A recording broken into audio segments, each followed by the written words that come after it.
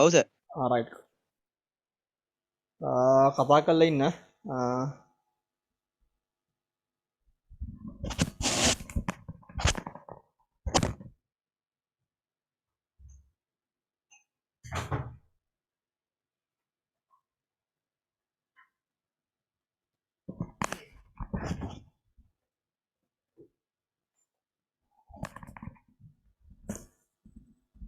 Right. මම සසංක නාරුන්නගේ අද අපි කතා කරන පළවෙනි දවස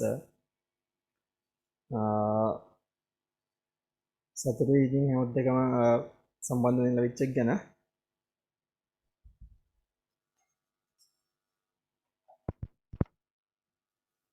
මට ඔයාලා පෙන්නනෝ 13 දෙනෙක් සාමාන්‍යයෙන් 30ක් විතර ප්‍රමාණයක් ඉන්නවා. ඉස්සරහට ලොග් වෙන්න දන්නේ නැහැ. එහෙම නැත්නම් එයාලා වීඩියෝ එක බලාපොරොත්තු වෙන්න පුළුවන්. හරි. එකපාරටම පාඩම සාකච්ඡා කරන්නවට වඩා කියන්න කාරණා ටිකක් තියෙනවා ඉස්සෙල්ලා මට. සුබ සන්ධ්‍යාවක් හැමෝටම. මම අර දාර මේ කිව්වා වගේ අපේ ඉන්ට්‍රොඩක්ෂන් සෙෂන් එකේදී කිව්වා වගේ accounts හිතට බරක් කරගන්න එපා කියලා තමයි මට ඉස්සෙල්ලාම කියන්න තියෙන්නේ. සබ්ජෙක්ට් එක මේ විඳින්න සබ්ජෙක්ට් එක විඳවන්න එපා. ඒක තමයි මගේ පළවෙනි මතක් කිරීම. ඒක ෆ්‍රෙෂ් මයින්ඩ් එකේ ඉන්න එක මේ කෝස් එක කරන කම්ම ෆ්‍රෙෂ් මයින්ඩ් එක තියෙන්න ඕන. සබ්ජෙක්ට් එක විඳිනවා මිසක් විඳවන්න නම් එපා. හරි විඳවන්න තරම් එහෙම සබ්ජෙක්ට් එකක් නෙමෙයි මේක. මේ හරිම ලේසි සබ්ජෙක්ට් එකක්. මේ හරිම ලේසි සබ්ජෙක්ට් එකක්. බොහොම කොන්ෆිඩන්ස් පිට බොහොම විශ්වාසයෙන් මම කියන්නේ මේ සබ්ජෙක්ට් එක නිසා සබ්ජෙක්ට් එක ආසාවෙන් කරගෙන යමු. ඒක තමයි පළවෙනි මගේ ඉල්ලීම. දෙවෙනි ඉල්ලීම වෙන්නේ මගේ දැන් මෙතන ඇති වාරක් ස්කූල් එක කරපු අය ඇති. එහෙම නැත්නම් වාරක් ස්කූල් නොකරපු අය ඇති. සයන්ස් මැත්ස් හෝ ආර්ට් කළා පාර කොමර්ස් වලින් ස්කූල් යන්න ආපු අය ඇති. රැකියා කරන අය ඇති. ස්කූල් ක්වොලිෆිකේෂන් එක ගන්න බලාපොරොත්තු වෙන ආපු අය ඇති. ඒ නැත්නම් දැනුම පරමාර්ථයෙන් ආපු අය ඇති. දැනුම් පරමාර්ථයෙන් ආපු අය ඇති. මොන පරමාර්ථයෙන් ආවත් ඔයාලගේ අරමුණ වෙන්න ඕන ඔයාලගේ අරමුණ වෙන්න ඕන ඒ අකුරක් ගන්න එක. මේක තමයි ඔයාලයි පළවෙනි අරමුණ වෙන්නේ. මම දැන් බෝඩ් එකට මේ ලයිට් එක වටලා තින්නේ. ඒක ගණන් ගන්න එපා. මම ඒක මගහැරලා ඉන්නම්. ඔයාලගේ පළවෙනි අරමුණ වෙන්න ඕන ඒ අකුරක් ගන්න එක. ඒක තමයි ඔය මොන පරමාර්ථයෙන් ආවත් ඔයාලගේ අරමුණ වෙන්නේ. දැන් විශේෂයෙන් කොමර්ස් වගේ සබ්ජෙක්ට් එකක් දැන් කතා කරද්දී අපි දන්න ඕන තරම් ඒ තුන අරගෙන කැම්පස් යන බැරි තමයි ඕන තරම් ඉන්නවා කොමර්ස් වල. ඒක නිසා අපි දැන් විශ්වවිද්‍යාලයේ යන්න අරමුණින් කෙනෙක් නැති ඉන්නවා නම් ඇත්තටම ඒක තමයි මගෙත් කැමැත්ත මගෙත් බලාපොරොත්තු එක තමයි විශ්වවිද්‍යාලය දක්වා ඔයාලගේ සුසුම වරන් දෙන එක. නමුත් සමහර අය ඇති කැම්පස් යන්න ඕනේ නැහැ මට විභාග පාස් වෙනවා නැති මට සාමාන්‍ය මධ්‍යම ප්‍රතිඵලයක් තිබෙති ඒ පරමාර්ථයෙන් ආපු අය ඇති. නමුත් මෙන්න මේක තමයි හැමෝගේම අරමුණ විය යුත්තේ. ඒ අකුරක් ගන්න එක. එතකොට දැන් ඉල්ලීම් දෙකක් කරා. පළවෙනි ඉල්ලීම තමයි සබ්ජෙක්ට් එක විඳවන්න එපා විඳින්න කියන එක. දෙවෙනි ඉල්ලීම තමයි මොන පරමාර්ථයෙන් පන්තියට සහභාගී වුණත් ඒ අකුරක් ගන්න පරමාර්ථයෙන් මෙතන ඉන්න ඕන. ඒ අකුරක් ගන්න පරමාර්ථයෙන් මෙතන ඉන්න ඕන. ඒක තමයි දෙවෙනි ඉල්ලීම. තුන්වෙනි ඉල්ලීම තමයි ඔයාලගේ කැපවීම. තේරෙනවද? තුන්වෙනි ඉල්ලීම තමයි ඔයාලයි කැපවීම. ඉල්ලීම් තුනක් දෙන්න බලන්න ඉතිහාන. තුන්වෙනි ඉල්ලීම තමයි ඔයාලයි කැපවීම. මේ කැපවීම මම තදින් බලාපොරොත්තු වෙනවා. මොකද හැබැයි මම විශ්වාස කරනවා කැපවීමක් කරන්න බෑ ආසාවක් නැතුව. ඉතින් ආසාවක් තියනවා නම් විතරයි කැපවීමක් කරන්න පුළුවන්. ඉතින් කැපවීම නැති වුණොත් අර අපි දෙකල අතර තියෙන මේ හොඳ හිත නැති වෙයි. හොඳ හිත නැති ඒ කියන්නේ මම අර පළවෙනි දවසේ නම් කියනවා මට සමාන වෙන්න. නමුත් මම කැමති කැප වෙලා වැඩ ගන්න අතර වැඩ කරන්න. කැප වෙලා කියන මම බලාපොරොත්තු වෙන්නේ ප්‍රයිවසි කරන කවුන්ට්ස් පොත අල්ලන්න ඉන්නවා කියන එක. නමුත් මම කියන වැඩ ටික මට අනිවාර්යෙන් කළ ඕන. නැත්තම් මට ඒ වගකීම් බාර ගන්න අමාරුයි. රයිට්? ඉතින් දැන් ඉල්ලීම් තුන සම්පූර්ණයි. පළවෙනි එක තමයි සබ්ජෙක්ට් එක විඳවන්න එපා විඳින්න. දෙවෙනි ඉල්ලීම තමයි ඒ අකුරක් ගන්න පරමාර්ථයෙන් මෙතන ඉන්නවනේ. තුන්වෙනි ඉල්ලීම තමයි කැප වෙන්න ඕන සබ්ජෙක්ට් එකට. ඉතිවා හරි. කියනවා ඉංග්‍රීසි භාෂාවේ කියමනක් there is a will there is a way කියලා.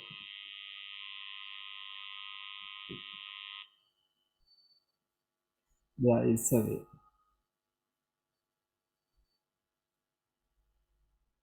if there is a will there is a way. කාටද මේ තේරුම් ගන්න පුළුවන්? මේක අහපු කවුරු ඉන්නවද?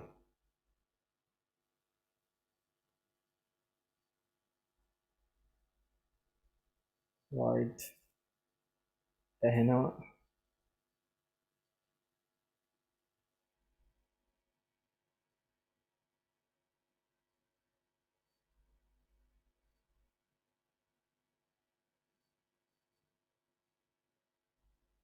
right එහෙනම් අඩුයි කියන මම හයියෙන් කතා කරන්නම්. හරි.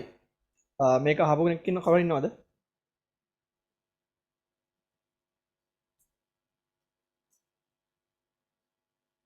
මේක අහපු කෙනෙක් කවුරු ඉන්නවද? නෑ සර්. right. මේක කියන්නේ කැමැත්තක් තියෙනම් මාර්ගයක් ඇත කියලා.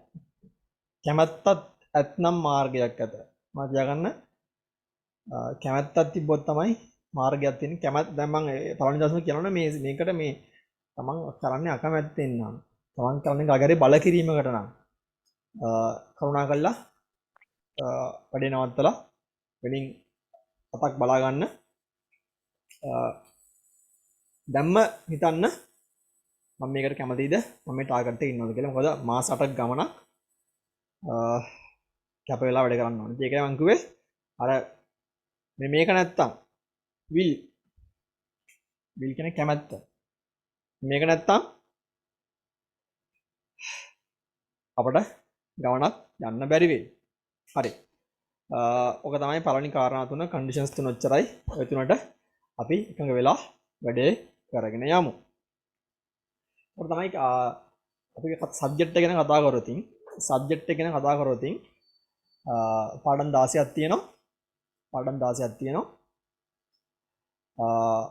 හැම පාඩමක් අවසානයේම ඒ පාඩම හා බැඳි පාස් පේපර්ස් අපි කරනවා. ඒ පාඩම හා බැඳි පාස් පේපර්ස් කරනවා. රයිට්? මේ පාඩම හා බැඳි පාස් පේපර්ස්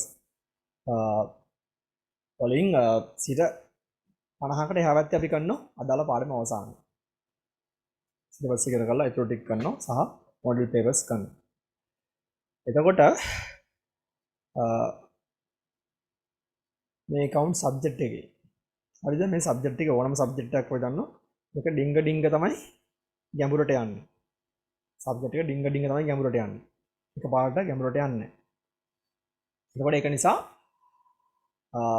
සමහර subject එකේ මැදට යද්දී අර මුල හරියේ ඒ fundamentals ටික මූලික දැනුම ටික හරියට අල්ල ගන්න බැරි වුණ කෙනෙක්ට පතර මැදට ගියාම පීන ගන්න අමාරුයි. පතර මැදට ගියාම අනිත් අයටත් ඔයාලට උදව් කරන්න අමාරුයි. ඒක නිසා ෆන්ඩමෙන්ටල්ස් ටික සෑහෙන්න වැදගත් වෙනවා. හරිද? ඒක නිසා මූලික දැනුම හොඳටම ගන්න.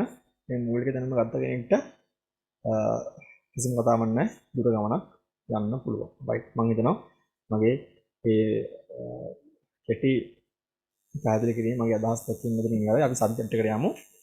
මේ පළවෙනි පාඩමට යනවා. ගිණුම්කරණය හා ඒ අවශ්‍යතාවය ටියුට් එක මම හිතනවා ටියුට් එක හැමෝටම හම්බෙලා ඇති කියලා. නිබන්ධනය හැමෝටම හම්බෙලා ඇති කියලා මම විශ්වාස කරනවා. බොම් පොඩි නිබන්ධනයක්. මගේ හැම නිබන්ධනයක්ම මෙහෙමයි. ඒවා පොඩි නිබන්ධනෙන් හැමෝටම වැඩිපුර කරන්නේ ගණන් හදන එක තමයි. නිබන්ධන වල ටෙක්ස්ට් පැත්ත අඩුයි.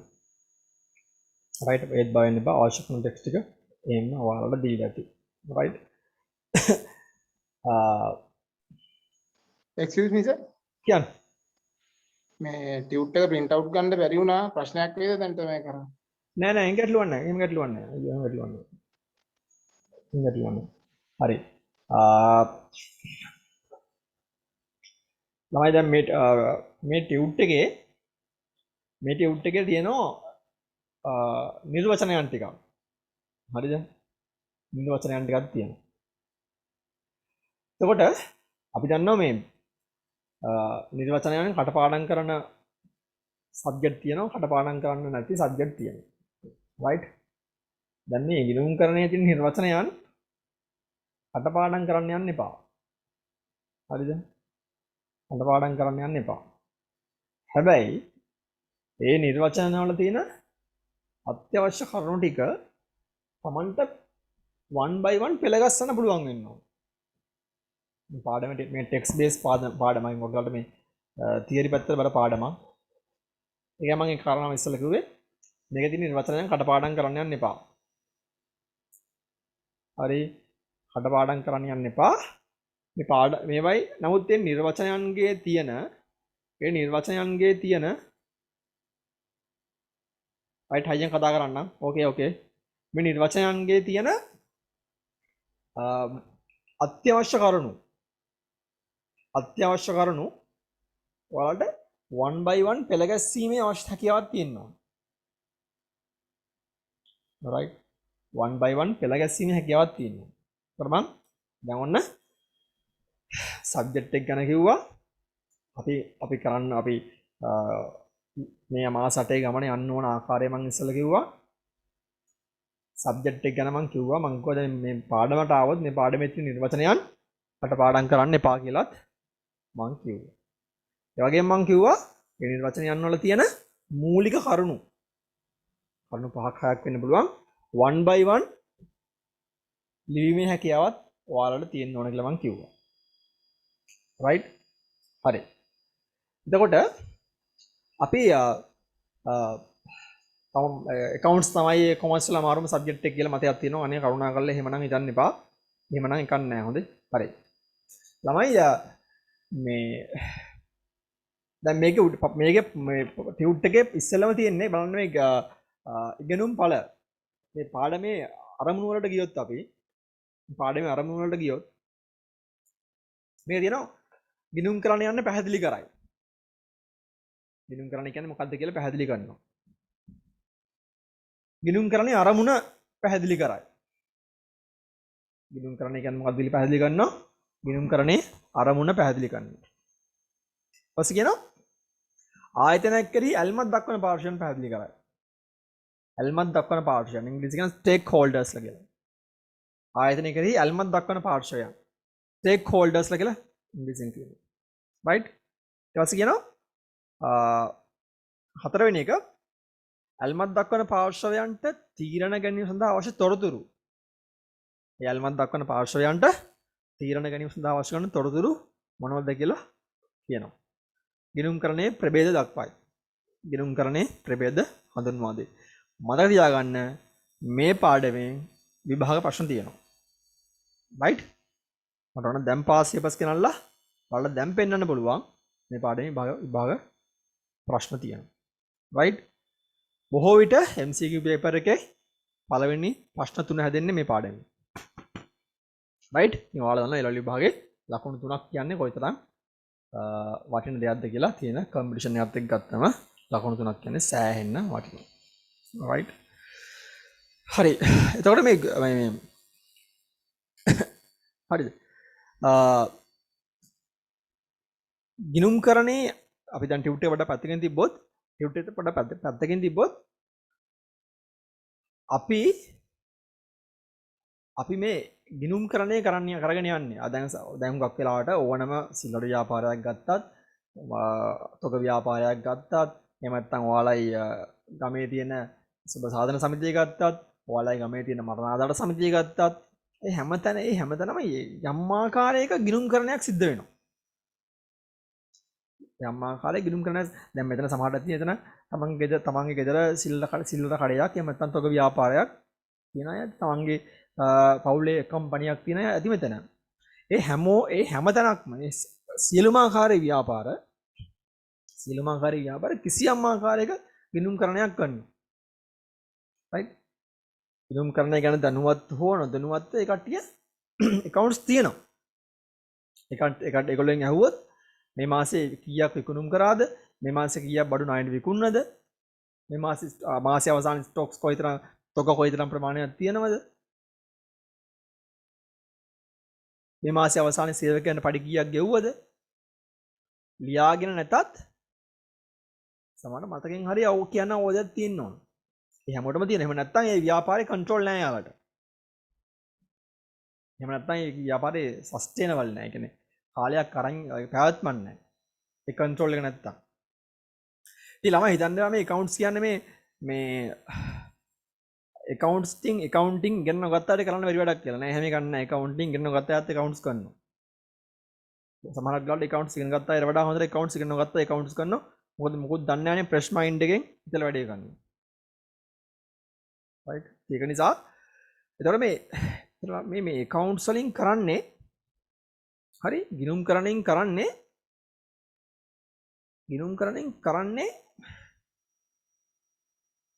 බොහොම සරලව කිව්වොත් තොරතුරු සම්පාදනය. right? ගිණුම්කරණයෙන් කරන්නේ බොහොම පැහැදිලිව කිව්වොත් තොරතුරු සම්පාදනය. right? තොරතුරු සම්පාදනය. ගිණුම්කරණයෙන් කරන්නේ බොහොම පැහැදිලිව කිව්වොත් තොරතුරු සම්පාදනය. තොරතුරු සම්පාදනය.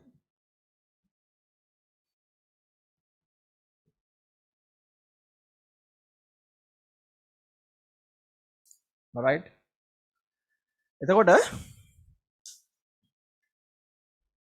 එතකොට ළමයි මේක තමයි accounts වලින් වෙන්නේ.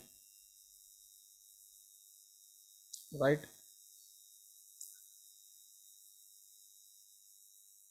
right. ඕක තමයි මේ තොරතුරු කියන්නේ. මේ තොරතුරු කියන්නේ මොකද්ද? අර මං කලින් කිව්වේ. ලාභය කොයිතරම්ද? විකුණුම් කොයිතරම්ද? ගැනුම් කොයිතරම්ද? කොයිතරම් ණයට විකුණනද? ලාභය විකුණුම් වල ප්‍රතිශතයක් වශයෙන් කීයද? මාසයේ අවසාන දිනට හෝ අවුරුද්දේ අවසාන දිනට හෝ ගිණුම් වර්ෂයේ අවසාන දිනට හෝ කාර්තිය අවසාන දිනට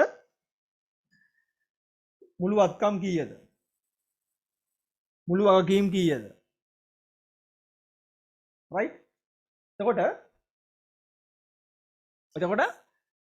ඔන්න ඔය ආකාරයේ විවිධාකාරයේ තොරතුරු සම්පාදනයක් තමයි මේ ගිණුම් කරන්නේ සිද්ධ වෙන්නේ. right? දැන් ඔයාලෙන් කවුරු හරි අහුවොත් right දැන් ඔයා accounts කරන්න ඕනේ. දැන් ඔයා ගිණුම් කරණය කරන්න ඕනේ. හරි මොකද්ද ගිණුම් කරණයෙන් වෙන්නේ කියලා අහුවොත් ඔයා ගන්න මෙන්න උත්තරේ. තොරතුරු සම්පාදනය. right? හරි. එතකොට මේ තොරතුරු තමයි මම කියන්නේ ලිස්ට් එක. දැන් එතකොට ඊළඟ ප්‍රශ්නේ ඔන්න දැන් මේ අරමුණ ගිණුම් කරන්නේ ඔන්න ගිණුම් කරන්නේ කියන්නේ මොකද? ඔන්න තොරතුරු සම්පාදනය එක. ඊළඟ ප්‍රශ්නේ කාටද මේ තොරතුරු දෙන්නේ? දැන් ටියුට් එක බලන්න ඕනේ නැහැ මං කියන දේ අහගෙන බණ අහන වගේ අහගෙන ඉන්නේ නැති. මේ කාටද මේ තොරතුරු දෙන්නේ?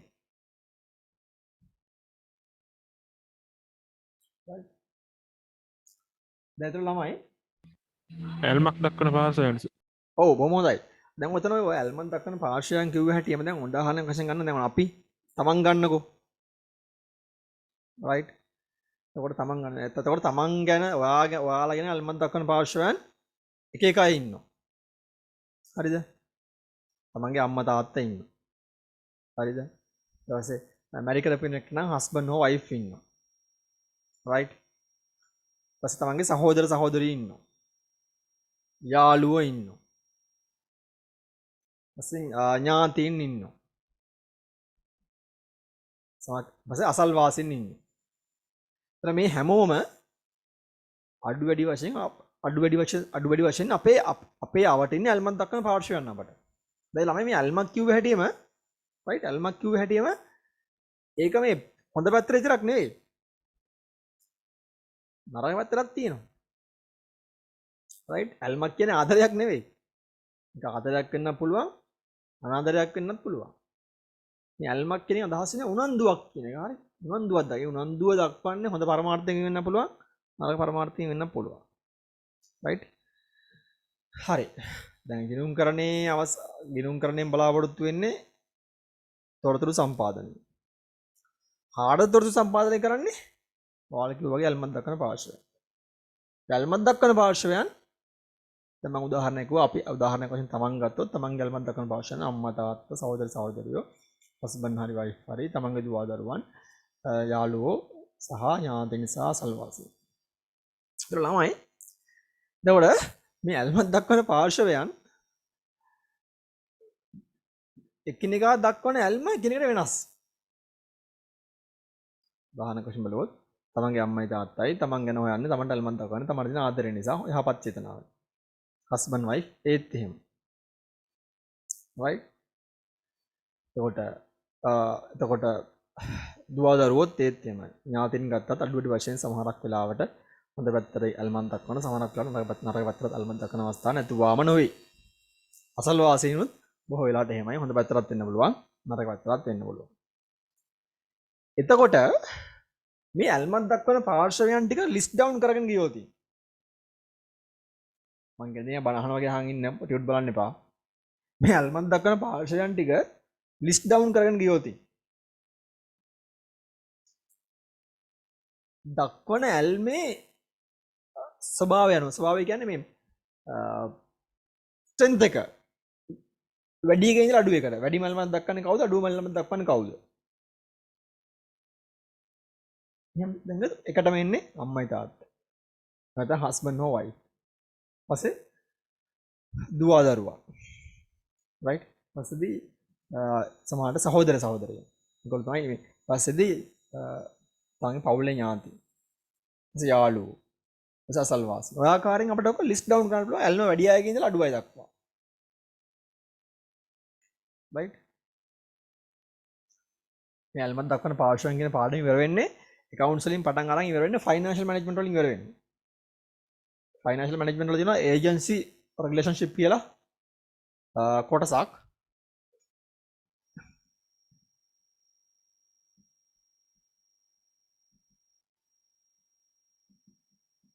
agency relationship right okay ඒ දක්වා යනවා. ඔයාලට මතකදී මම උදාහරණයක් කිව්වොත් පළවෙනි දවසම දේශපාලන උදාහරණයක් ගත්තා කියලා කියන්න එපා හොඳේ. පහුගිය හිටපු ජනාධිපතිවරයා විශ්‍රාමයේදී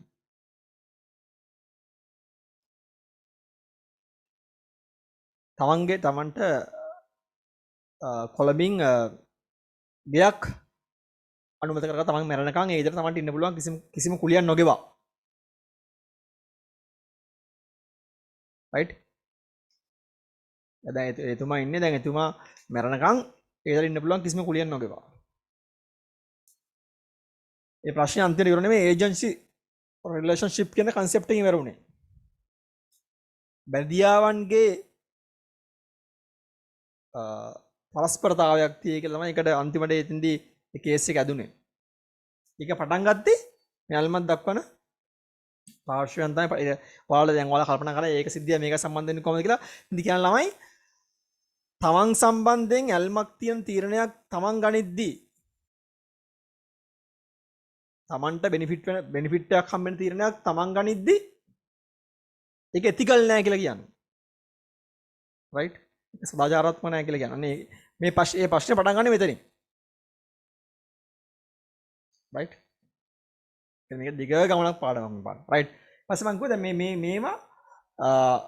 මේවා අපි එම ලිස්ට් කරලා දෙමව්පියන් හස්බන්ඩ් වයිෆ් දුවා දරුවන් සහෝදර සහෝදරයන් ඒ ආකාරයෙන් අපි ලිස්ට් ඩවුන් කරලා වැඩි එකේ ඉඳන් අඩු එකට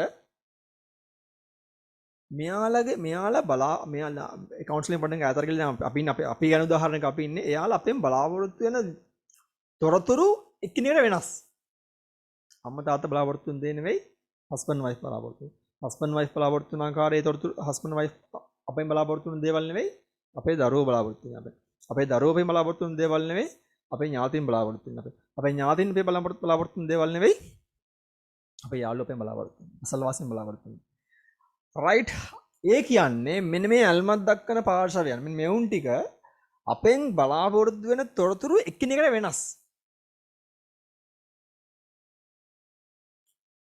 ඇල්මක් දක්වන පාර්ශවයන් අපෙන් බලාපොරොත්තු වෙන තොරතුරු ටික එකිනෙකට වෙනස්. right? දැන් අපි කාරණා මම අවම සමරයිස් කරනවා. මම කතා කරා ගිනුම් කරන්නේ මොකද්ද බලාපොරොත්තු වෙන්නේ අවසානයේ? තොරතුරු සම්පාදනය. කාටද තොරතුරු දෙන්නේ? ඇල්මක් දක්වන පාර්ශවයන්ට. කවුද ඇල්මක් දක්වන පාර්ශවයන්? ඒක කතා කරේ නැහැ. ඒක කතා කරේ නැහැ. right? ඒක කතා කරේ නැහැ. ඒක මම කතා කරා මේ ඇල්මක් දක්වන පාර්ශවයන් අපෙන් බලාපොරොත්තු වෙන තොරතුරු එකිනෙකට වෙනස්.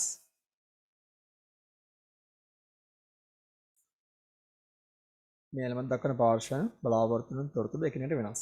කරුණු තුනක් කතා කරා. ගිණුම් කරන්නේ අවසානයේ බලාපොරොත්තු වෙන්නේ මොකද්ද? ගිණුම් කරන්නේ අවසානයේ බලාපොරොත්තු තොරතුරු සම්පාදනය. කාටද තොරතුරු සම්පාදනය කරන්නේ? සහ ඒ ඇල්මක් දක්වන පාර්ශවයන්ට ඇල්මක් දක්වන පාර්ශවයන් අපෙන් ව්‍යාපාරයෙන් බලාපොරොත්තු වෙන තොරතුරු එකින් එකට වෙනස්. දැන් කාරණා තුනක් කතා කරා. right? බණහන වගේ අහන් ඉන්න මොකුත් බලන්න එපා. හරි. මතක තියාගන්න ළමයි මේ මම කලින් කිව්වනේ මේ ඇල්මක් දක්වන පාර්ශවයන් අපට දක්වන ඇල්ම එකිනෙකාට වෙනස් කියලා. අන්න ඒ වෙද්දී ඒගොල්ලෝ අපට දක්වන ඇල්මේ ප්‍රමාණය මත උනන්දුවේ ප්‍රමාණය මත හරි ඒගොල්ලෝ උනන්දු ප්‍රමාණය මත ඒගොල්ලොන්ට රෙස්පොන්ස් කරන ඕනේ දී එකිනෙකට වෙනස්. ඒගොල්ලන්ට ප්‍රතිචාර දක්වන ඕනේ විදිහ එකිනෙකට වෙනස්. ඒක සාමාන්‍ය ජීවිතෙත් එහෙමයි. මෙතෙන්දිත් ඒක එහෙමම තමයි. ඒක සාමාන්‍ය ජීවිතෙත් එහෙමයි. මෙතෙන්දිත් ඒක එහෙමම තමයි. right? ඒක නිසා අපි තොරතුරු සම්පාදනය කරද්දී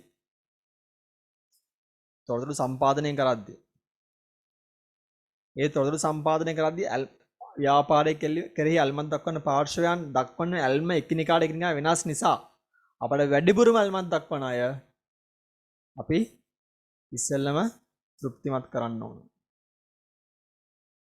වැඩිපුරම ඇල්මක් දක්වන අය ඉස්සෙල්ලම තෘප්තිමත් කරන්න ඕන. එහෙම නැත්නම් මොකෝ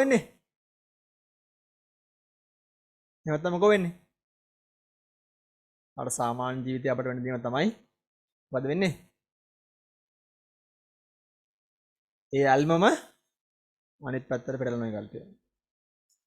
ඒ ඇල්මම අනිත් පැත්තට පෙරලනවා. තේරෙනවද? ඒ ඇල්මම අනිත් පැත්තට පෙරලනවා. අපි යාළුවා සැටිස්ෆයිඩ් කරනකම් හොඳයි. එහෙම නොකර ඒ දේ නැවතුව ඒ දේ නොකරොත් එයාලා අපිට බලපෑම් කරනවා. සමහරට ඒක අපිට පොසිටිව් වෙන්නත් පුළුවන්, අපිට ධනාත්මක වෙන්නත් පුළුවන්, අපිට ඍණාත්මක වෙන්නත් පුළුවන්. right? හරි. කාරණා හතරක් කිව්වා. ගිණුම් කරන්නේ අරමුණ කිව්වා. ගිණුම් කරන්නේ අරමුණ තොරතුරු සම්පාදනය කියලා කිව්වා. තොරතුරු සම්පාදනය කරන්නේ ඇල්මක් දක්වන පාර්ශවයන්ට කියලා කිව්වා. තුන්වෙනි කාරණාව විදිහට කිව්ව ඇල්මක් දක්වන පාර්ශ්වයන්ගේ උනන්දුව ඇල්ම එකිනෙකට වෙනස් සහ ඔවුන් අපෙන් ව්‍යාපාරයෙන් බලාපොරොත්තු වෙන තොරතුරු එකිනෙකට වෙනස් කියලා කිව්වා. අවසාන කාරණා කිව්වා ඔවුන් දක්වන ඇල්මේ ප්‍රමාණය අනුව අපි යාලව තෘප්තිමත් කරන ආකාරය අනුව ව්‍යාපාරයට යාලගේ බලපෑමක් ඇති වෙනවා කියලා කිව්වා. right තමයි ඔන්න ඔය කාරණා හතර ඔළුවේ තියාගෙන අපි ටියුට් එකට යමු. මට ඊට කලින් ඔයාලා කියන්න මේ ළමයි මේ පාඩම මේ ව්‍යාපාරයට විතරක් නෙමෙයි මේක අපේ ජීවිතේටත් මේක එහෙම තමයි. අපේ ජීවිතේටත් ඒ කාරණා මෙහෙම තමයි. ඒක නිසා ඔය කියන කාරණා ටික ඔළුවේ තියාගෙන මම ප්‍රශ්නයක් අහනවා. ප්‍රශ්න තමයි මම මේ ගන්න ව්‍යාපාරයක් පැත්තෙන් බවෙන්න පාඩි. අපේ ලයිෆ් එක පැත්තෙන් නෙවෙයි. ඇල්මත් ව්‍යාපාරයක් කරේ ඇල්මත් දක්වන පාර්ශ්වයන් විදියට පාර්ශ්වයන් මම ඇහුවේ නැහැ මොනවද කියලා මම කිව්වෙත් නැහැ ඔයාලට. දැන් මට ඔයාලා හිතලා කියන්න මේක. ඔයාලා දැනුමේ. ඔයාලා සාමාන්‍ය දැනීමේ. ව්‍යාපාරයක් කරේ ඇල්මත් දක්වන පාර්ශ්වයන් අතුරින්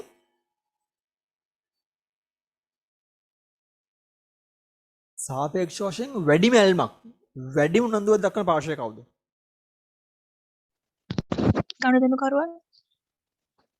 ගනුදෙනුකරුවන්. ව්‍යාපාරයේ හිමිකරුවෝ සර්. අයිතිකරුවන්. ව්‍යාපාර හිමිකරුවන්. මෙහෙමයි ව්‍යාපාර හිමිකරුවන් කියන ඒක හරි මම පිළිගන්නවා. නමුත් ව්‍යාපාර හිමිකරුවන් කියන උත්තරේ ඒක අල්මන් දක්වන පාර්ශ්වයක් විතර ගන්න පුළුවන් බැරි ගමන් නැහැ. මේ ප්‍රශ්නේදී ගන්න බෑ. මොකක්ද දන්නවද? ඒගොල්ලෝ anyway දැන් මට ආදරෙන්නේ කොහොමද? right සැපයුම් කරුවන්. දැන් ඔයාලගේ ආන්සර්ස් කීපයක් කිව්වා. එක්කෙනෙක් කිව්වා ගනුදෙනුකරුවන් කියලා. සේවකයන්.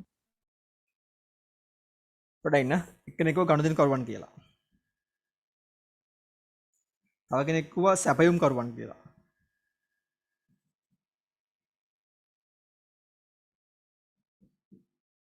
තව කෙනෙක් කිව්වා සේවකයන් කියලා. ඇතරම හරි මේ තුන්ගොල්ලගේ එක්කෙනෙක් තමයි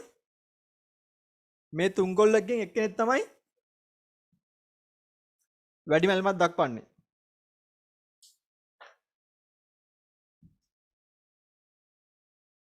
ඔයාලා දැන් කවුද?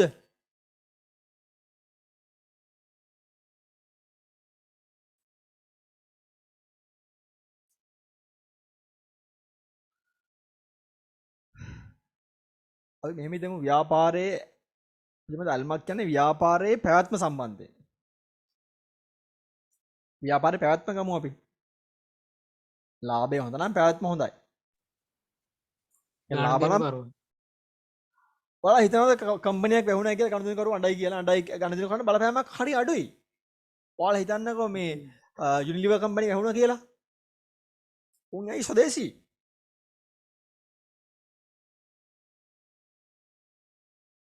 right යුනිලිවර් කම්පැනි වැහුණා කියලා මේ ඔය සන්ලයිට් ලයිෆ් බෝයි රින්සෝ කම්පැනි එක වැහුණා කියලා අපි රෙදි නොසදින්නේ අපි යනවා ස්වදේශී. ගිහිල්ලා මේ දේශීය කම්පැනියක් කියලා අපි ඒවට ගන්න. ගනුදෙනුකරුවන් කැමති කම්පැනි තියෙනවා. එහෙම කම්පැනියට කම්පැනි වැහුණත් නැත්නම් ලොකු ඒක ඉන්ඩස්ට්‍රියක් නැතුව නෙවෙයි. මොකද එච්චර ගනුදෙනුකරුවන්ට ලොකු ඉම්පැක්ට් එක ලොකු ඇල්මක් නැහැ කම්පැනි එක ගැන. ව්‍යාපාර ගැන.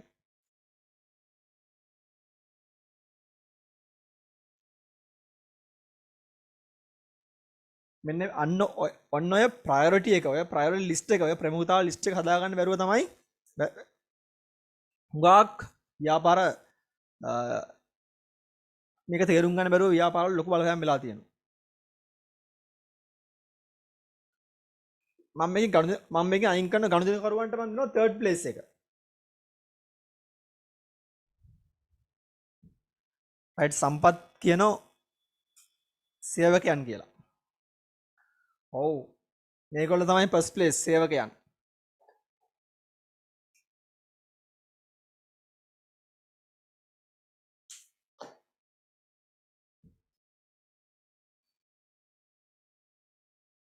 රයිට් දැන් ඔයාලා තර්කයක් ගෙන හරි සර් එහෙම කියන්නේ කොහොමද? ගනුදෙනුකරුවන් ඩිස්සැටිස්ෆයිඩ් නම් ඒ මිනිස්සු බඩු ගන්න නැහැ, බඩු විකිනෙන්නේ නැහැ, කම්පැනි වැහෙනවනේ කියලා කියයි.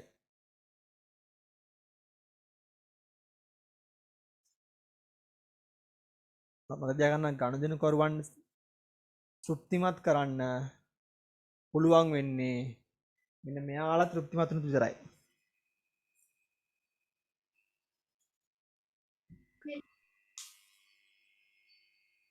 right මම නිකම් මේ කතා කරේ මේ ප්‍රමුඛතා ලයිස්තුව අපි හදා ගන්න ඕන. මේ ප්‍රමුඛතා ලයිස්තුව අපි හදා ගන්න ඕන.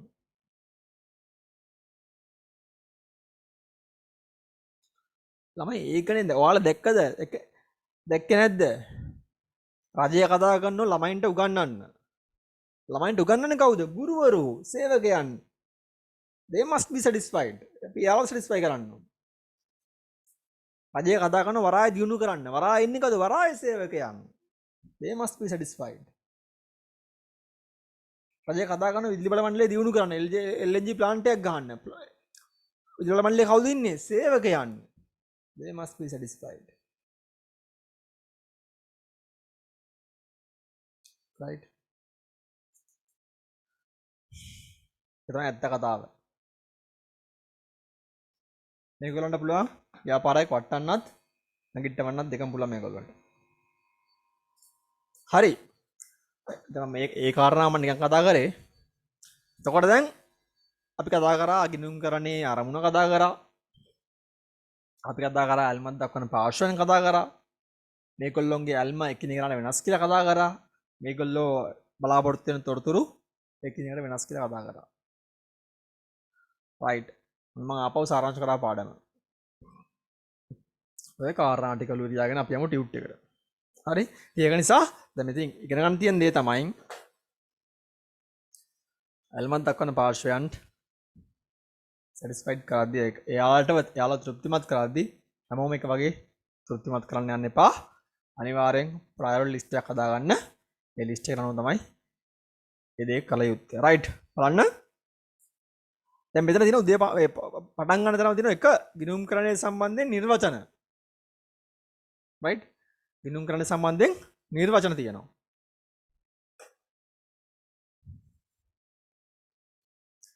නිර්වචන කීපයක් තියෙනවා.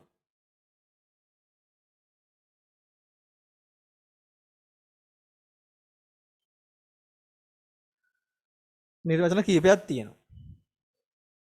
දැන් අපි දැන් නිර්වචන සම්බන්ධයෙන් කතා කරොත් මම පටන් ගනිද්දිම කිව්වා මම පටන් ගනිද්දි කිව්වා නිර්වචන කටපාඩම් ගන්න සිරිතක් නැහැ accounts වල නම්. හරි? නිර්වචන ගහන් ඉන්න ඕනේ නැහැ ඉස්සරහා මේ එහෙම සමහර ඒවා තියෙනව නැතුව නෙවෙයි. ගිණුම් කරන්නේ පවා.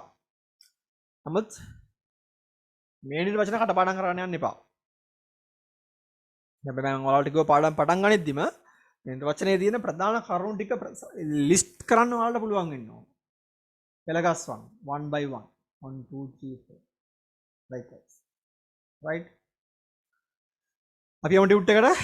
මේ කියනවා විවිධ වූ ආයතන කිහිපයක් ගිණුම් කරන්න යන්න පහත් සඳහන් ආකාර නිර්වචනය කර ඇත. ඇමරිකානු ගිණුම් කරන සංගමය තොරතුරු ප්‍රයෝජනට ගන්නා පාර්ශවයන්ට විනිශ්චය කිරීමටත් තීරණ ගැනීමටත් හැකිවන අයුරින් ආර්ථික තොරතුරු හඳුනා ගැනීම මැනීමේ සහ සංනිවේදනය කිරීමේ ක්‍රියාවලිය. right. බලන්න ළමයි ඒකේ මොකද සමරිය තියෙන්නේ? ඒ නිර්වචනය ගත්තොත් තොරතුරු සංනිවේදනය කිරීම.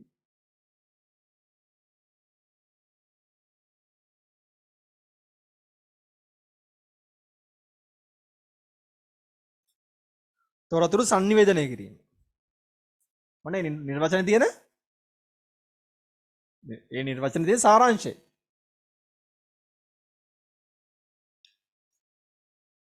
ඒ නිර්වචනයේ සාරාංශය. ඇමරිකානු ගිණුම් කරන සංගමය. මසන ඇමරිකානු පොදු සහතිකලත් ගණකාධිකාරී ආයතනය. මොකද ඒගොල්ලෝ කියන්නේ? තොරතුරු ප්‍රයෝජනට ගන්නා පාර්ශවයන්ට විනිශ්චය කිරීමට හැකිවන අයුරින් ආර්ථික තොරතුරු හඳුනා ගැනීම මැනීමේ අරකම ඩුප්ලිකේට් වෙලා නේ. පස්සේ යගන්න ඊට පස්සේ තියෙනවා එකම දෙවෙනියට තියෙන එක ඩුප්ලිකේට් ලා තියෙන්නේ තුන් යන්න තුන්වෙනි ඡේදයට යන්න තුන්වෙනි ඡේදයට මොකද ඒගොල්ලෝ කියන්නේ ව්‍යාපාරයක යටත් පිරිසෙන් අර්ධ වශයෙන් මූල්‍ය ස්වරූපයක් ගන්නා ගනුදෙනු හා සිද්ධි සුවිශේෂී ආකාරයට මුදල් මාධ්‍ය උපයෝගී කරගෙන සරහන් කිරීම වර්ගීකරණය කිරීම සාරාංශ කිරීම සහ ක්‍රියාවලියේ ප්‍රතිඵල විවරණය කිරීමේ කලාව ගිණුම් කරණය. ඒ කට්ටිය කියනවා මේ පොඩක් දිග නිර්වචනයක් තියෙන ඒගොල්ලෝ කියනවා ඒගොල්ලෝ අමුතු කතාවක් කියනවා. මොකද කතාව මූල්‍ය ස්වරූපයක් ගන්නා ගනුදෙනු හා සිද්ධි. මූල්‍ය ස්වරූපයක් ගන්නා ගනුදෙනු හා සිද්ධි. right අපි මේ මූල්‍ය ස්වරූපයක් ගන්නා ගනුදෙනු හා සිද්ධි කියන එක සම්බන්ධයෙන් වෙනම කතා කරනවා ඉදිරි පාඩම් වල මම දැනට කියන්නම් මොකක්ද මේ මූල්‍ය ස්වරූපයක් ගන්නා ගනුදෙනු හා සිද්ධි කියලා මුදලින් මැනිය හැකි ගනුදෙනු හා සිද්ධි right මූල්‍ය ස්වරූපයක් ගන්නා කියන්නේ මුදලින් මැනිය හැකි ගනුදෙනු හා සිද්ධි උදාහරණයක් වශයෙන් කිව්වොත් ආයතනයෙන් සේවකයෙක් අස්සලා ගියා ඒක මුදලින් මනින්න බෑනේ ඒ වාර්තා කරන්නයි ගිණුම් කරන්නේ තුලින් ආයතනයේ සේවකයන්ගේ පඩි වැඩි වුණා ඒක මුදලින් මනින්න පුළුවන් ඒක වාර්තා කරන්න ඕන අවුරුදු 25ක් වැඩ කරන සේවකයෙක් රිටයර් වුණා විශ්‍රාම ගියා මිනිහා අවුරුදු 25ක් වැඩ කරා මිනිහා තමයි තනිකර ගේම් එක ගැහුවේ මිනිහට තමයි කස්ටමර්ස් ලැබ්දි වාහනයක් අපි දුන්න සර්විස් සෙන්ටර් එකක් කියලා වාහනයක් ඇතුළට දාද්දි මිනිහට කියනවා ලෙඩේ මොකද්ද කියලා මිනිහා රිටයර් වුණා විශ්‍රාම ගියා ව්‍යාපාරයට තදින් බලපෑවේක කරන්න දෙයක් නැහැ ඒ ගිණුම් කරන්නේ මනින්න බෑ මුදලින් මනින්න බෑ ඒක එයාට විශ්‍රාමයක්දී වන්දියක් ගෙවුණා මේක දාන්න ඕනේ මේ මූල්‍ය ස්වරූපයක් ගන්නා ගනුදෙනු හා සිද්ධි කියන ළමයි මුදලින් මැනිය හැකි කියන එක right ඒකලෝ කියනවා ව්‍යාපාරයේ යටත් පිරිසෙන් අර්ධ වශයෙන් මූල්‍ය ස්වරූපයක් ගන්නා ගනුදෙනු හා සිද්ධි සුවිශේෂී ආකාරයට මුදල් මාධ්‍ය උපයෝගී කරගෙන ඔතේ මුදලින් මනින්න පුළුවන් ඒවා මුදල් මාධ්‍ය වලින් තමයි මනින්නේ අමුතුවෙන් කියන්න දෙයක් නැහැ වර්ග කිරීමේ සාරාංශ කිරීමේ සහ ප්‍රතිඵල විවරණය කිරීමේ කලාවයි right අද පාඩම් කරගන්න එපා බලන්න දෙවනි නම්බර් 2 වල කියනවා ඉහත නිර්වචන දෙක අධ්‍යයනය කිරීමෙන් පසුව ගිණුම් කරන්න යනට පොදු නිර්වචනයක් මෙන්න මේක තමයි ඔයාලා ඔලුවට යන්න ඕන දේ ගිණුම් කරන්න යනට පොදු නිර්වචනයක්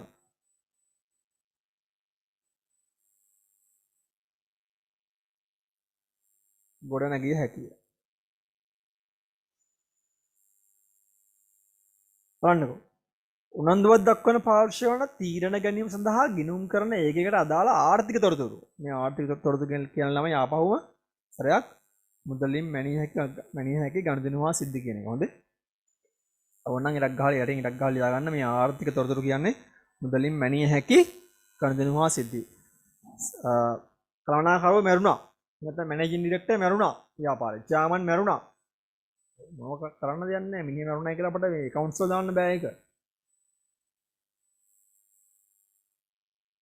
right දැන් බලන්න අපිට ආපහු කියවන්නම් දෙවෙනි එක ඉහත නිර්වචන දෙක අධ්‍යයනය කිරීමෙන් පසුව ගිණුම් කරණය යනට පොදු නිර්වචනයක් ගොඩනැගිය හැකිය කලින් අදහස් දැකීම් දෙකම පදනම් කරගෙන දැන් ඔන්න පොදු ජෙනරල් ඩෙෆිනිෂන් එකක් පොදු නිර්වචනයක් ගොඩනගන්න උත්සාහ කරනවා මොකද ඒකලෝ කියන්නේ උනන්දුවක් දක්වන පාර්ශවයන්ට තීරණ ගැනීම සඳහා ගිණුම් කරන ඒකකයට අදාළ ආර්ථික තොරතුරු සැපීමේ සමස්ත ක්‍රියාවලිය ආපහු වෙන මෙතෙන් තමයි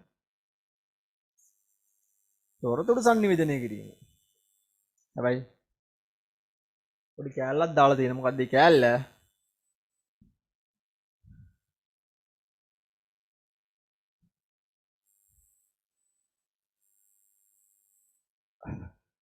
සිග්නල් අඩුයි කියලා මැසේජ් එකක් දාලා තියෙන එක්කෙනෙක්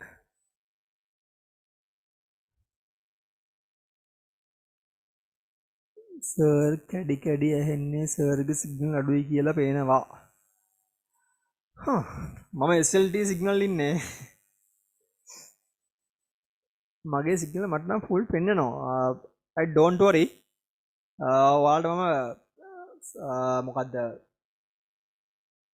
විඩියෝ එක දෙන්න හරි රයිට් දැන් හරි කියලා කියනවා ආයෙත් විඩියෝ එක නොදින්න යන විඩියෝ දෙන්න හරි බලන්න මේ දැන් මේ අර අවසාන මුල් නිර්වචන දෙකම මුල් නිර්වචන දෙකම පාවිච්චි කළා දැන් පොදු නිර්වචනයක් හදලා තියෙනවා. ඒකේ තියෙනවා මේ තොරතුරු සංනිවේදනය කිරීමට ආර්ථික තොරතුරු සංනිවේදනය කිරීම. ආර්ථික තොරතුරු.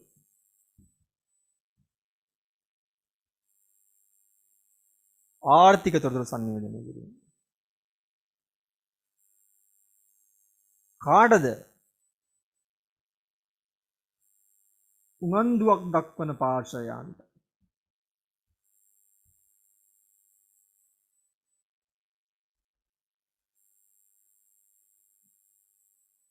උනන්දුවක් දක්වන පාර්ශවයන්ට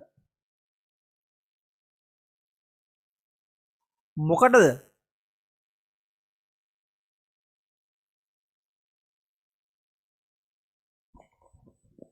මොකටද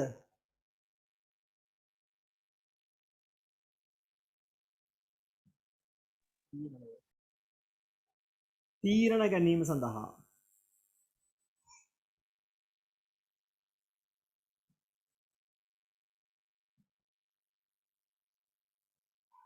තීරණ ගැනීම සඳහා ළමයි දැන් එතකොට මෙන්න මේක තමයි ළමයි මේක සුප් එක මේ පාඩමේ රයිට් ඔක තමයි සුප් එක එකේ මොකක්ද තියෙන්නේ සුප් එක කියන්නේ මොකද්ද සුප් එක කියන්නේ ඒ කියන්නේ අර හැමදේම දාපු ආහාරවල හොඳම කොටස ඒ දාලා අවසානයේ මේ සුප් එක වගේ තමයි මේක තමයි ඒ සුප් එක මේ නිර්වචන දෙකේම උඩින් තියෙන නිර්වචන දෙකේම පොදු කාරණා එකතු කළා තනි නිර්වචනයක් හැදුවා. ඒ හදපු තනි නිර්වචනය තුල අතුලත් මූලිකාංග අත්‍යවශ්‍ය ලක්ෂණ right මේ නිර්වචන කලින් කතා කරපු නිර්වචන දෙකේම මූලිකාංග අන්තර්ගත කළා තනි නිර්වචනයක් හැදුවා. අන්නේ තනි නිර්වචනය තුල තිබිච්ච මූලිකාංග මූලික ලක්ෂණ තමයි මේ තියෙන්නේ. right දැන් එතකොට මට කියන්න දෙන්නේ මෙච්චරයි. ගිනුම්කරණය කියන්නේ මොකක්ද කියලා නිර්වචනය කරන්නේ කියලා කවුරු හරි කිව්වොත් right මෙන්න මේ කෑලි තුන දාලා මෙන්න මේ කරුණු තුන දාලා Tamanට කැමති දෙයක් ලියන්න. හැබැයි මෙන්න මේ තුන අනිවාර්යයෙන්ම තියෙනවා. right මෙන්න මේ තුන දාලා ගලපලා ලියන්න. කැමති දෙයක් කර මේ බයිලා නෙවෙයි. මේ කරුණු තුන දාලා ලියන්න.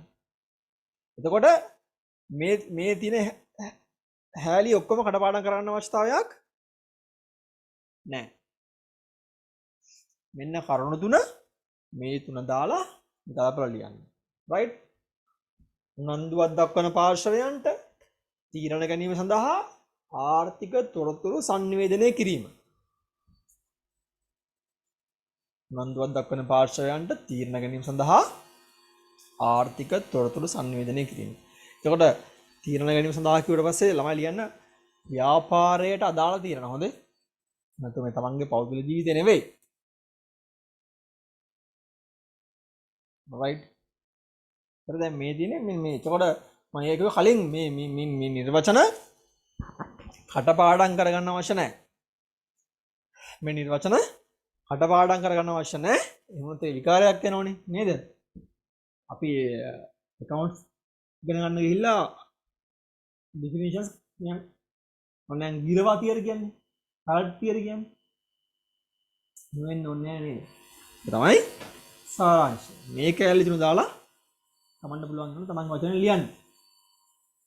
ඒකයි ඉතින් කාගේ හරි ඔයාලට කවුරු හරි කිව්වොත් ගිණුම්කරණය නිර්වචනය කරන්න කියලා ගිණුම්කරණය යන කුමක්ද කියලා නිර්වචනය කරන්න කියලා කිව්වත් මෙන්න මේ කරුණු තුන ඔයාලගේ දැනුමේ නැත්තම් ඔයාලගේ ඔළුවේ නැත්තම් ඔයාලට දැනුම නැහැ. මේ කරුණු තුන ඔයාලගේ ඔළුවේ තියෙනවා නම් ඔයාලට දැනුම තියෙනවා වෙනවා. රයිට්? දැන් මේ කරුණු තුන විතරක් නේ කරුණු තුන විස්තර කරන්න පුළුවන් වෙනවා. රයිට්? මොනවයි ආර්ථික තොරතුරු කියන්නේ? මුදලින් මැනිය හැකි දේවල්. උනන්දුවක් දක්වන පාර්ශ්වයන් කියන්නේ කවුද? නැත්නම් ඇල්මක් දක්වන පාර්ශ්වයන් කියන්නේ කවුද? තීරණ ගැනීම සඳහා මොනවද මොන තීරණද? යාලේ පෞද්ගලික ජීවිත තීරණද? හා? ඉඩමක් ගන්න කවද්ද වාහනයක් ගන්න කවද්ද? කසාද වදින කවද්ද? කසාද වදින කවුද? ඒ වගේ තීරණ. නෑ ආර්ථික තීරණ. රයිට්? ආර්ථික තීරණ. හරි. එතකොට දැන් ඔන්න ගිණුම්කරණය නිර්වචනය කරා. දැන් ඔන්න ගිණුම්කරණය නිර්වචනය කරා. දැන් නිර්වචනය කරද්දී මම ගෝ මෙන්න මේ කාරණා ටික දාලා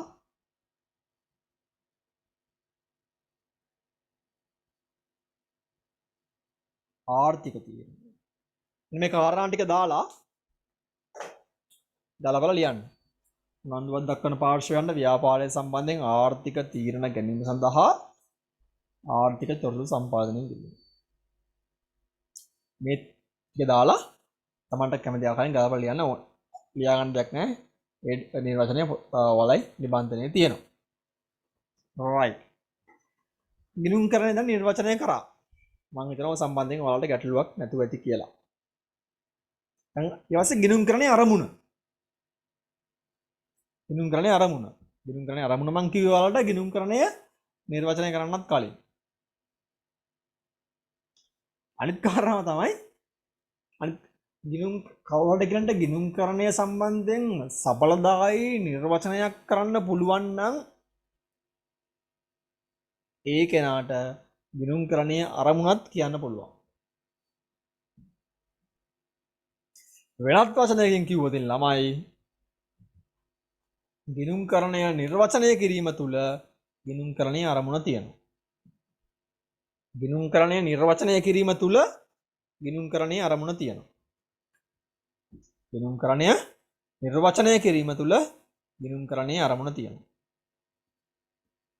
මෙන්න ගිණුම්කරණයේ අරමුණ.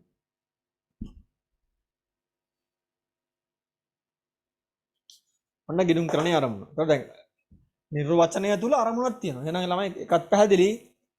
ගිණුම්කරණය සම්බන්ධයෙන් සඵලදායි නිර්වචනයක් කරන්න පුළුවන් හැම කෙනෙක්ටම ගිණුම්කරණයේ අරමුණත් පැහැදිලි කරලා දෙන්න පුළුවන්. තව කෙනෙක්ට. ආපහු කියන්න. ගිණුම්කරණය සම්බන්ධයෙන් සඵලදායි නිර්වචනයක් දෙන්න පුළුවන් හැම කෙනෙක්ටම ගිණුම්කරණයේ අරමුණත් පැහැදිලි කරලා දෙන්න පුළුවන්. එහෙම කිව්වොත් ඔයාලා එකඟ වෙනවද? ඒක තමයි ඇත්ත කතාව. මොකද දැන් ගිණුම්කරණය නිර්වචනය කරන්න ඔක ඉස්සරහා බෝඩ් ගහගෙන එහෙම කරන්න දෙයක් නැහැ. කරුණු තුනයි. ඒ කරුණු තුන ඇතුළෙම ගිණුම්කරණයේ අරමුණක් තියෙනවා.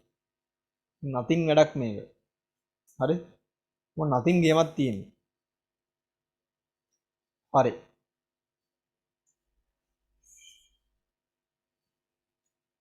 හරි අපි මම ආපහු මට පාඩම සමරයිස් කරන්න දෙන්න. මට පාඩම ආපහු සමරයිස් කරන්න දෙන්න. අපි කතා කරා ගිණුම්කරණය සම්බන්ධයෙන් අපි ගිණුම්කරණය නිර්වචනය කරන්න උත්සාහ කරා. ගිණුම්කරණය නිර්වචනය කරන්න ගත්ත උත්සාහයේදී අපි කතා කරා ගිණුම්කරණයේ අවසාන අරමුණ කතා කරා. ඉස්සර කතා කරා උනන්දුවක් දක්වන පාර්ශවයන් එහෙම නැත්නම් ඇල්මක් දක්වන පාර්ශවයන් නැත්නම් ඉංග්‍රීසියෙන් ස්ටේක් හෝල්ඩර්ස් නේ කතා කරා.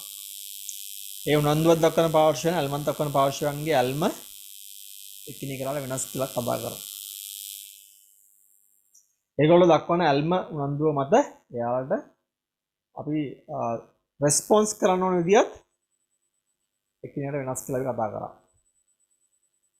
ඒකම කතා කරා එයාලා බලාපොරොත්තු වෙන තොරතුරු ව්‍යාපාරයෙන් බලාපොරොත්තු වෙන තොරතුරු එකිනෙකට වෙනස් කියලා කතා කරා.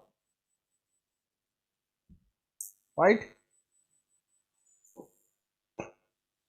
ඊළඟට අපි ගිණුම්කරණය සම්බන්ධයෙන් බොහොම සඵලදායී නිර්වචනයක් ගොඩනගා ගත්තා. බොහොම සඵලදායී නිර්වචනයක් ගොඩනගා ගත්තා. ඊළඟ කතා කරා වඩ දැන් කතා කරන්නේ ගිණුම්කරණයේ ආරම්භය. මම කිව්වා ගිණුම්කරණයේ නිර්වචනය තුලම ගිණුම්කරණයේ ආරම්භයක් තියෙනවා. right? මේ දැන් පන්තිර සහභාගී වෙන කෙනෙක් නම් දැන් අවුලන්නේ. දැන් පන්තිර සහභාගී වෙන කෙනෙක් නම් අවුලන්නේ. වැඩේ කොට දාගන්න පුළුවන්. බලන්න නම්බර් 3 ගිණුම්කරණයේ ආරම්භය. බලන්නකෝ ගිණුම්කරණ ඒකකය පිළිබඳ උනන්දුවක් දක්වන පාර්ශවයන්ට. දැන් මේ උනන්දුවක් දක්වන පාර්ශවයන් කියන එකේ තේරුම අපි දන්නවා. තීරණ ගැනීම සඳහා තීරණ ගැන ආර්ථික තීරණ සඳහා ආර්ථික තොරතුරු සංනිවේදනය කිරීම. ආර්ථික තොරතුරු සංනිවේදනය කිරීම ගිණුම්කරණයේ ප්‍රධාන අරමුණ. බලන්න ළමයි. ආ නිර්වචනය තුලම තියෙන මම හයිලයිට් කරපු එක තමයි ගිණුම්කරණයේ අරමුණ. ඔයාලා මේක අන්ඩර්ලයින් කරගන්න, ඉරක් ගහගන්න. ආර්ථික තොරතුරු සංනිවේදනය කිරීම ගිණුම්කරණයේ අරමුණ වේ. ආර්ථික තොරතුරු සංනිවේදනය කිරීම ගිණුම්කරණයේ අරමුණ වේ. right? ආර්ථික තොරතුරු සංනිවේදනය එක ඉරක් ගහගන්න, ඒක අන්ඩර්ලයින් කරගන්න. හරි? දැන් ඔයාලා හිතන්න තමයි මේ ගිණුම්කරණයේ ඉස්සරහට තියෙන පාඩමුත් මෙහෙම තමයි. right? හොඳට අහන්න ඉගත් පුළුවන්. කිසිම ගැටලුවක් නැහැ. මේ ආකාරයෙන්ම මම කියලා දෙන්නෙත් මේ ආකාරයෙන්ම තමයි. හරිද? ගමන් ගිය සබ්ජෙක්ට් එක එන්ජොයි කරන්න. හරි මේක නිකන් විඳවන්න නම් එපා. හැබැයි විඳවන්න වෙන්නේ දැන් ළමයි සමහරක් අය මතයක් ඇති සර් වීඩියෝ එක දානෝනේ. ගමන් ක්ලාස් එකට යන්න ඕනේ නැහැ. වීඩියෝ එක බලනවා. මේ වීඩියෝ එක කියන්නේ හැම ඉස්සෙම එක උදව්වක් විතරයි. අමතක කරන්න එපා ඒක. මම කියන්නේ හැම දෙයක්ම වීඩියෝ එකේ තියෙන වෙන්න පුළුවන්. මම හැම දාන්නම්. අමතක කරන්න එපා. ඒක උදව්වක් විතරයි. හරි? උදව්වක්. එහෙනම් ඉතින් ළමයි මට වීඩියෝ ස්ටික් කරලා පන්ති නොකර ඉන්න පුළුවන් නේ. right? වීඩියෝ එක දැම්මයි කියලා පන්තියට සහභාගී නොවෙ ඉන්න එපා. අනිවාර්යෙන් පන්තියට සහභාගී වෙන්න. හරිද? වීඩියෝ එක උදව්වක් කරගන්න මිසක් වීඩියෝ එක මත යැපෙන්න එපා. කිසිම වෙලාවක. මොකද අපි දැන් මේ ළඟදී මේ ඔන්ලයින් තාක්ෂණය ඇවිල්ලා මේ පන්ති අපි උසස් පෙළ කරද්දී සහ අපි විශ්වවිද්‍යාලයේ කැම්පස් එකේ ඉන්නකොට අපට අපි ඒ වෙලේ කියන දේ තමයි ඒ වෙලේ පියාගෙන පොත්පත් කියවලා ප්‍රැක්ටිස් කළා, පාස් පේපර්ස් කළා, මොඩල් පේපර්ස් කළා, ඩිස්කස් කළා, දන්න දේවල් අහගෙන අලුතෙන් දන්න දේවල් කියලා දීලා මේ මට්ටමට ආවේ. ඒක නිසා මතක ගන්න වීඩියෝ කියන්නේ මම නෙවෙයි. මේක මතක කරන්න එපා හොඳ. හරි. ගිණුම්කරණයේ අරමුණ ආර්ථික තොරතුරු සංනිවේදනය කිරීම එක අන්ඩර්ලයින් කරගන්න. right? ඊවස් අපි යනවා ඊළඟ නම්බර් 4 ඇල්මත් දක්වන පාර්ශවයන්. ඇල්මත් දක්වන පාර්ශවයන්. මම ගුවා ඇල්මත් දක්වන පාර්ශවයන් එහෙම නැත්නම් උනන්දුවක් දක්වන පාර්ශවයන් එහෙම නැත්නම් stakeholdersලා අපිට ලිස්ට් කරන්න පුළුවන්. එම ලිස්ට් කරද්දී ඇල්ම වැඩි එක්කෙනා ඉඳලා අඩු එක්කෙනා ලිස්ට් කරන්න අමතක කරන්න එපා. හරියට ගන්න. වැඩිපුරම සැටිස්ෆයිඩ් කරන්න ඕන අය වැඩිපුර සැටිස්ෆයි කරන්න ඕන. අඩුවෙන් සැටිස්ෆයි කරන්න ඕන අය. අඩුවෙන් සැටිස්ෆයි කරන්න ඕන. නැත්තම් මොකද වෙන්නේ? අපට වැඩිපුරම ආදරය කරන අය තමයි අපට වැඩිපුරම වෛර කරන්න පටන් ගන්න. ඒක අපේ ජීවිතයටත් එහෙමයි. ව්‍යාපාරයටත් ඒ දේ එහෙම තමයි. right?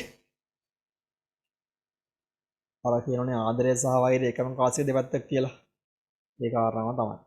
හරි? නිසා ඒක මොකද ඒ තියරි හැම තමයි. ඒවා වෙනස් වෙන්නේ නැහැ. ඔයත් එහෙම තමයි. හරි. ඇල්මත් දක්වන පාර්ශ්ව උඩින්ම දින අයිතිකරුවන්. දැන් ඉස්සෙල්ලා ඔයාලා එක්කෙනෙක්ව අයිතිකරුවන් කියලා. එහෙනම් හිමිකරුවන් කියලා. මං කිව්වා යාලා ගන්න එපා කියලා. නමුත් දැන් මෙතන උඩින්ම අයිතිකරුවන් තියෙනවා. ඔය අමතක කරන්න එපා. එක්ක මං කිව්වා මට වැඩිපුරම ආදරේ මම. මට වැඩිපුරම ආදරේ මමනේ. මේක කිසි වාදයක් නැහැ. එතකොට අන්න ඒ වගේ තමයි. ඒක නිසා තමයි උඩින්ම දාලා තියෙන අයිතිකරුවා. right? මේකේ ඒකම අයිඩක් දාලා ආයෝජකයන් කියලා දාලා තියෙනවා.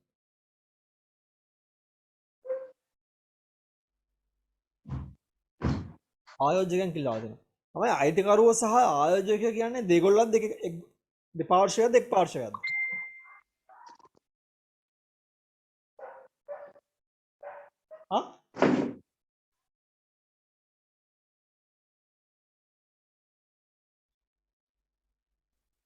කියන්න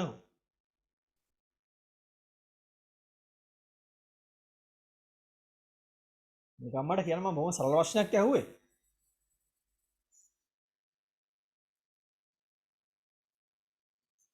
අයිතිකරුවන් සහ ආයෝජකයන් කියන්නේ එක් පාර්ශ්වයක්ද දෙපාර්ශ්වයක්ද?